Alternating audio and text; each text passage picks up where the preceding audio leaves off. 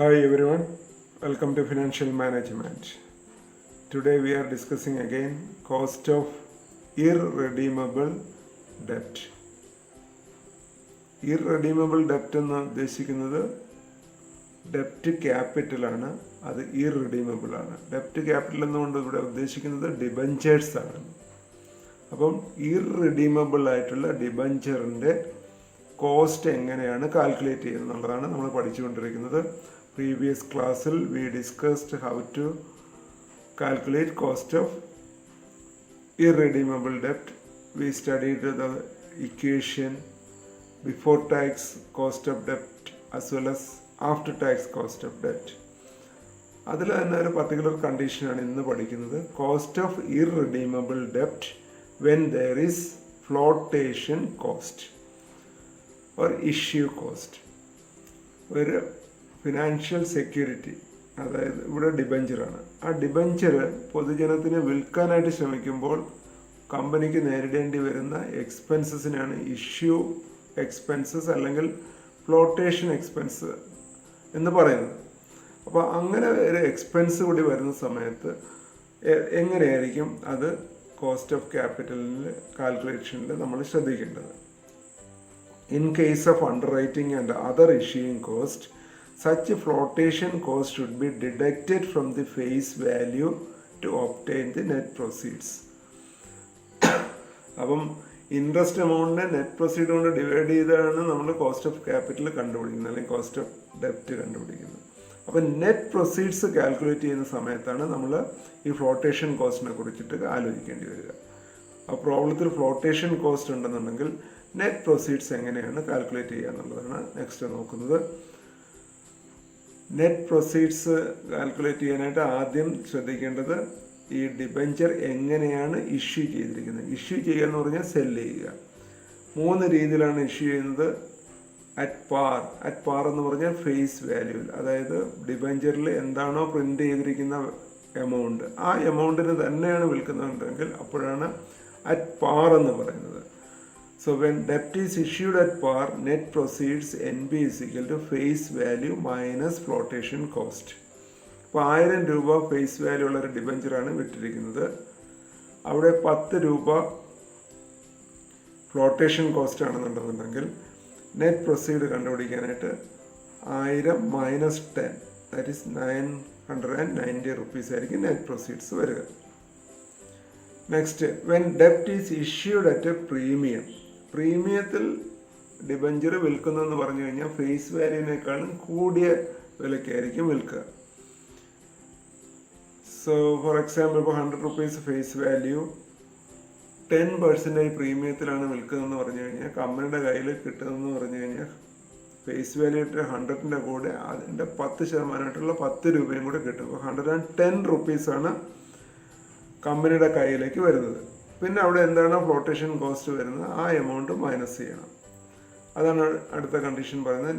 When ഡെപ്റ്റ് is issued at a premium, net proceed NB is equal to face value plus premium amount minus flotation cost.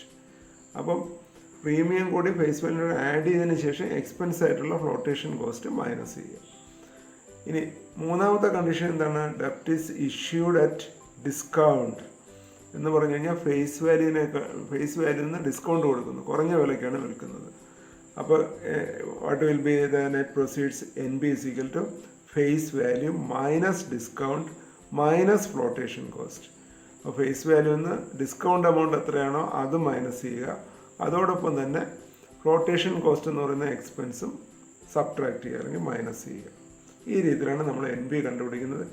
ഈ NBയുടെ കാൽക്കുലേഷന് മാത്രമാണ് flotation cost കൂടി വരുമ്പോൾ വ്യത്യാസം. ബാക്കി cost of ഡെപ്റ്റ് കണ്ടുപിടിക്കാനുള്ള ഇക്വേഷൻ എല്ലാം തന്നെ സെയിം ആണ്. ഒരു എക്സാമ്പിൾ ഉണ്ട്, നമുക്കിത് എക്സ്പ്ലെയിൻ ചെയ്യാം. Example, D limited issues ₹2 lakh 9% debentures at a premium of 10%. The flotation cost are 2%. The tax rate applicable is 60%. Compute cost of debt capital. ഇതാണ് ക്വസ്റ്റ്യൻ. ഡി ലിമിറ്റഡ് എന്ന് പറയുന്ന കമ്പനി ക്യാപിറ്റൽ റേസ് ചെയ്യാൻ വേണ്ടിയിട്ട് debenture വിറ്റിരിക്കുന്നു. ഇനി ഡിബഞ്ചറിൻ്റെ പ്രത്യേകത എന്താണെന്നുള്ളതാണ് പറഞ്ഞിട്ടുള്ളത്. Face value ആണ് ആദ്യം തന്നിരിക്കുന്നത്. ₹2 lakh എന്ന് പറയുന്നതാണ് ഈ ഡിബഞ്ചറിൻ്റെ ഫേസ് വാല്യൂ. എന്ന് പറഞ്ഞാൽ ഡിബഞ്ചറിൽ പ്രിൻ്റ് ചെയ്തിട്ടുള്ള എമൗണ്ട് എന്ന് പറയുന്നത് ഒരു ഡിബഞ്ചറിൻ്റെ വില 2 ലക്ഷം രൂപയാണ്. അതിനാണ് ഫേസ് വാല്യൂ എന്ന് പറയുന്നത്. നെക്സ്റ്റ് 9% ഡിബഞ്ചർ എന്ന് പറഞ്ഞു കഴിഞ്ഞിരുന്നാൽ 9% എന്ന് പറയുന്നത് കൂപ്പൺ റേറ്റ് എന്നാണ്. കൂപ്പൺ റേറ്റ് എന്ന് പറഞ്ഞാൽ ഇൻട്രസ്റ്റ് റേറ്റിന് പറയുന്ന ഡിബഞ്ചറിൻ്റെ കാര്യത്തിൽ നമ്മൾ ഇൻട്രസ്റ്റ് റേറ്റ് എന്ന് പറയില്ല, അതിന് പകരം ഉപയോഗിക്കുന്ന വേർഡാണ് കൂപ്പൺ റേറ്റ്. 9% എന്ന് പറഞ്ഞാൽ ഈ ഡിബഞ്ചർ വാങ്ങുന്ന ആൾക്കാർ 2 ലക്ഷം രൂപ നൽകി വാങ്ങുന്ന സമയത്ത് ഈ കമ്പനി ആ ഓരോ വർഷം കഴിയുന്തോറും ഇൻട്രസ്റ്റ് കൊടുക്കും. എത്രയാണ് ഇൻട്രസ്റ്റ് കൊടുക്കേണ്ടത്? ഈ 2 ലക്ഷത്തിൻ്റെ 9% എത്രയാണോ ആ എമൗണ്ടാണ് ഇൻട്രസ്റ്റ് ആയിട്ട് നൽകേണ്ടി വരിക.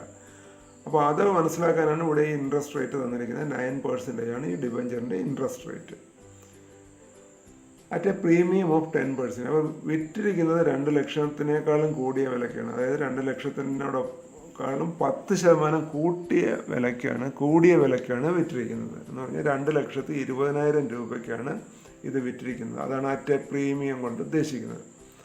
ദെൻ ഇതിൻ്റെ ഇഷ്യൂ എക്സ്പെൻസ് ആയിട്ടുള്ള ഫ്ലോട്ടേഷൻ കോസ്റ്റ് എന്ന് പറയുന്നത് 2%.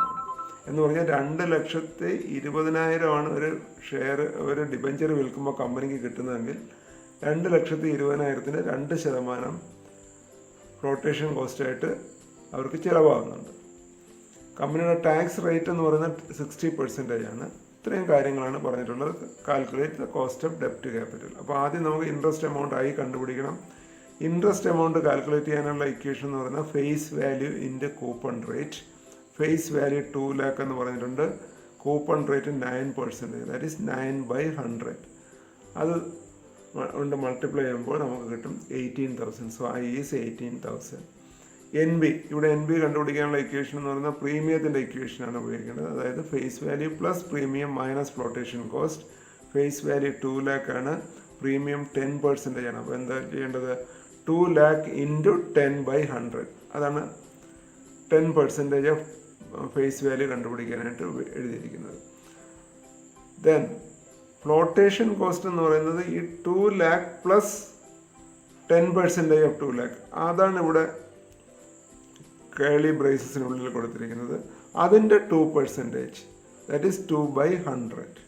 ഇതെല്ലാം കൂടി കാൽക്കുലേറ്റ് ചെയ്ത് എടുക്കുമ്പോൾ നമുക്ക് കിട്ടുക എന്ന് പറഞ്ഞാൽ 2,20,000 മൈനസ് 4,400. 4,400 ആണ് ഫ്ലോട്ടേഷൻ കോസ്റ്റ്. അപ്പോൾ 2,20,000 നിന്ന് 4,400 മൈനസ് ചെയ്യുമ്പോൾ നെറ്റ് പ്രൊസീഡ് 2,15,600 എന്ന് കിട്ടും. ദെൻ ടാക്സ് റേറ്റ് 60% തന്നിട്ടുണ്ട്. So it is 60/100 or 0.6. After tax cost of ഡെപ്റ്റ് K(d) is equal to 1 minus T into I divided by NB into 100. ഇവിടെ 100 കൊണ്ട് മൾട്ടിപ്ലൈ ചെയ്യുന്നത് എന്താണെന്ന് വെച്ച് കഴിഞ്ഞിരുന്നാൽ കോസ്റ്റ് ഓഫ് ക്യാപിറ്റൽ ഏത് സോഴ്സിൻ്റെ കോസ്റ്റ് ആണെങ്കിലും ശരി തന്നെ അത് പെർസെൻറ്റേജിലാണ് പറയുന്നത്. അപ്പോൾ അത് നമ്മുടെ കാൽക്കുലേഷനെ പെർസെൻറ്റേജിലേക്ക് കൺവേർട്ട് ചെയ്യുന്നതിന് വേണ്ടിയിട്ടാണ് ഇൻറ്റു 100 കൊടുത്തിരിക്കുന്നത്. വാല്യൂ സബ്സ്റ്റിറ്റ്യൂട്ട് ചെയ്യുക.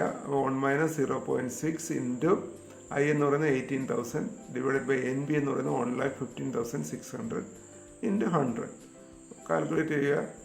We get 3.34%. പെർസെൻറ്റേജ് എന്നിടാൻ മറന്നു പോകരുത്. അങ്ങനെ മറന്നു പോയി കഴിഞ്ഞാൽ ആൻസർ റോങ് ആയിരിക്കും.